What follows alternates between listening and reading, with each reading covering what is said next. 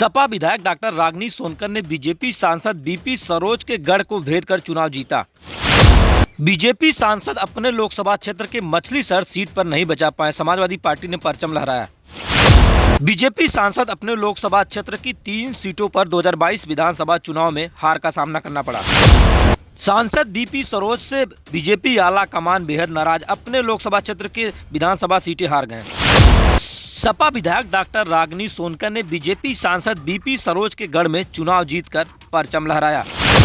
सपा विधायक डॉक्टर रागिनी सोनकर जनता में बेहद लोकप्रिय, जनता से सीधे मुलाकात करती समाजवादी पार्टी की सपा विधायक 2024 लोकसभा चुनाव की तैयारी में जुटे समाजवादी पार्टी, बीजेपी, कांग्रेस तमाम पार्टियां चुनाव की तैयारी में जुटी।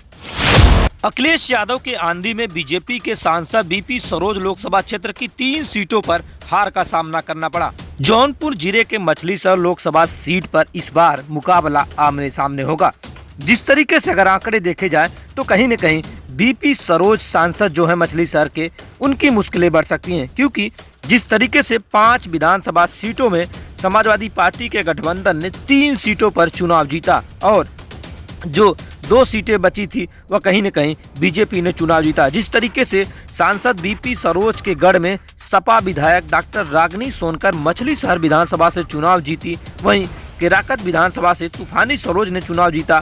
तो कहीं न कहीं जिस तरीके से आपको बता दें कि जो सांसद बीपी सरोज है अपने गढ़ के किले को भी नहीं संभाल पाए और उस किले को भेद कर डॉक्टर रागिनी सोनकर आपको बता दें कि चुनाव जीत गई विधानसभा का। जिस तरीके से आपको बता दें कि सबसे कम अंतर से चुनाव जीतने वाले जो बीजेपी के सांसद हैं बीपी सरोज, भारत में सबसे कम अंतर से चुनाव जीते हैं, 181 मत पाकर जो आपको बता दें कि लोकसभा पहुंचे थे। लेकिन जिस तरीके से 2022 विधानसभा चुनाव में कहीं न कहीं जो सांसद बीपी सरोज हैं अपने गढ़ को भी नहीं बचा पाए, चाहे मछलीशहर की बात कर लें, चाहे जफराबाद की बात कर लें और चाहे केराकत विधानसभा सीटों की बात कर लें।